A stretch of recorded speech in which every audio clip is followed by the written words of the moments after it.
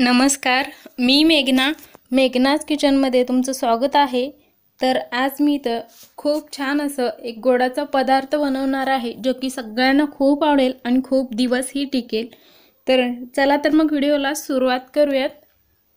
त्यासाठी मी इथं त्याला काही खूप असं जास्त वस्तू नाही लागत, फक्त आपल्याला बेसन, साखर आणि तूप इथं लागणार आहे।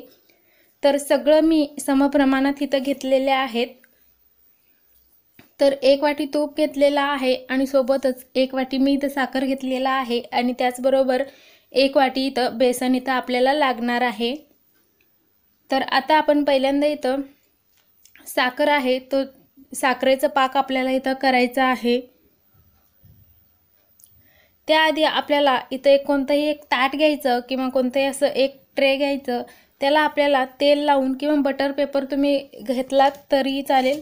तर ते त्यामध्ये ठेवायचं आहे आणि त्याच्यावर थोडंसं बटर पेपर घातल्यावर तेल लावायचं आहे आणि त्यानंतर इथं एका कढईमध्ये पहिला आपल्याला बेसन आहे तो भाजून घ्यायचा आहे। तर कढईमध्ये मी बेसन घालून घेतलेला आहे आणि गॅस आहे खूप असं बारीकच ठेवायचं आणि बारीक गॅसवर ह्याचा थोडंसं कलर बदलेपर्यंत किंवा एक 6 ते 7 मिनिटांसाठी बारीक गॅसवर मी असंच हे भाजून घेणार आहे।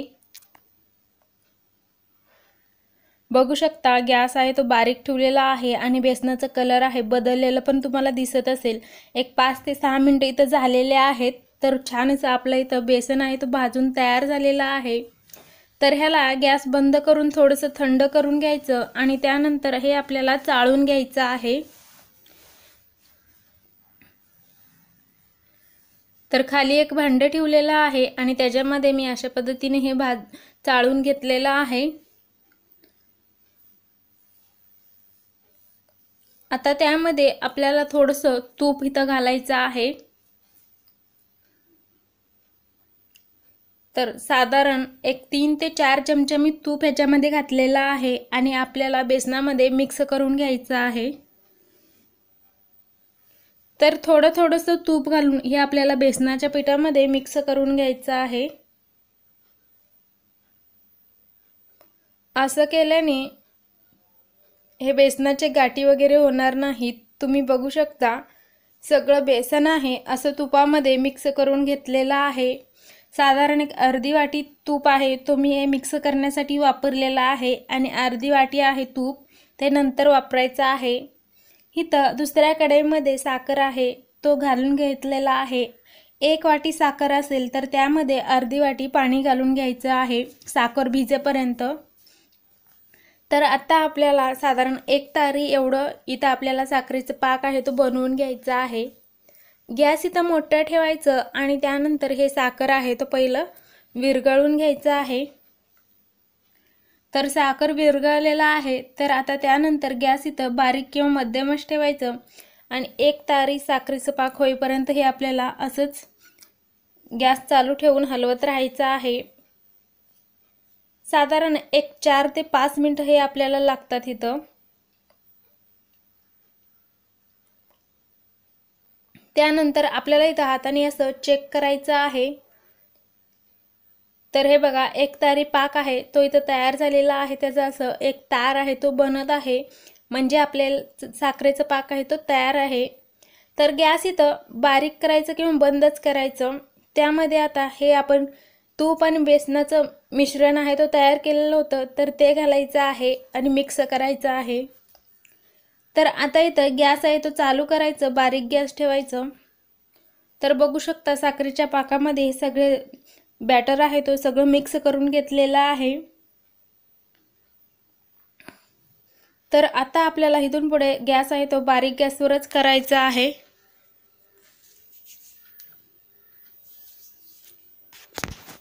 तर तुम्ही इथं बघू शकता साधारण 2 ते 3 मिनिटं झालेले आहेत आणि आपलं बेसन आहे तो थोडंसं असं पातळ इथं होत आहे। तर हे आपण अर्धी वाटी तूप इथं ठेवलेलं होतं तर ते थोडंसं घालून आपल्याला सगळं तूप आहे तो इथं घालायचं आहे। साधारण एक 2 ते 3 चमचे तूप घालायचं आणि सतत असं हलवत राहायचं आहे। असंच करत आपल्याला हे सगळं तूप आहे ते संपवून घ्यायचं आहे। तर आणखीन 2 ते 3 चमचे मी इथं तूप घालून घेत आहे आणि परत असंच हलवून घ्यायचं आहे। तर तुम्ही तसं तुपाचं प्रमाण आहे थोडंसं कमी जास्त केलात तरीही चालेल। तर बघू शकता आणखीन एवढं तूप आहे तो मी इथं बाजूला ठेवून दिलेला आहे आणि सगळं मिक्स करून घेतलं आणि त्यानंतर राहिलेलं जे तूप आहे तर ते सगळं इथं घालून घेतलेलं आहे। तर मी इथं सगळं समप्रमाणात घेतलेलं सगळं वापरलेलं आहे। तुम्ही इथं तुपाचं प्रमाण थोडंसं कमी जास्त केलात तरीही चालेल। त्यानंतर आपल्याला आता असंच हलवत राहायचं आहे ह्याचा एक असं गोळा होईपर्यंत, किंवा तुम्ही एका ताटमध्ये किंवा हातामध्ये घेऊन हे एकसारखा असा गोळा होतो का नाही ते आपल्याला चेक करायचं आहे। तर मी इथं एक प्लेट घेतलेला आहे, बघू शकता त्यामध्ये थोडंसं असं घालायचं आणि 1 मिनिटभर थांबायचं आणि बघू शकता एकसारखा असा इथं गोळा ह्याचा तयार होत आहे, म्हणजे आपलं हे मिश्रण आहे तो बनवून तयार आहे। तर आता गॅस बंद करायचं आणि जे आपण तूप लावून बटर पेपर वगैरे लावून ठेवलेलं होतं त्यामध्ये हे आपल्याला घालायचं आहे। तर बघू शकता एकसारखं इथं असं हे गोळा होत आहे। हे गरम असतानाच हे आपल्याला करायचं आहे। तर सगळं मी इथं घालून घेत आहे आणि त्यानंतर थोडंसं याला टॅप करायचं किंवा असं हे स्पॅच्युलाने सगळं असं समान भाग करून घ्यायचं आहे आणि असंच आपल्याला साधारण थंड होईपर्यंत किंवा अर्धा ते 1 तासासाठी ठेवू शकता। तर आता मी तुम्हाला इथं अर्धा तास झालेला आहे तेव्हा दाखवत आहे। तर हे पूर्ण थंड झाल्यावरच हे आपल्याला काढायचे आहेत। पहिलं आपल्याला हे याचे कडा आहेत तो काढून घ्यायचे आहेत आणि त्यानंतर हे आपल्याला असं पलटी करून घ्यायचं आहे।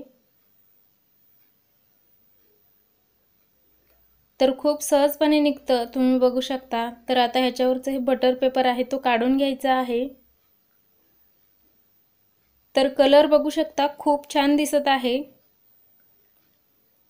तर आता आपण हे चाकूने असं कट करून घेऊयात। तर तुम्ही तुमच्या आवडीप्रमाणे ह्याला उभे किंवा चौकोन कसेही कट करून घेऊ शकता। तर सगळे मी इथं कट करून घेतलेले आहेत। तर आता मी तुम्हाला त्यातलं एक काढून दाखवते।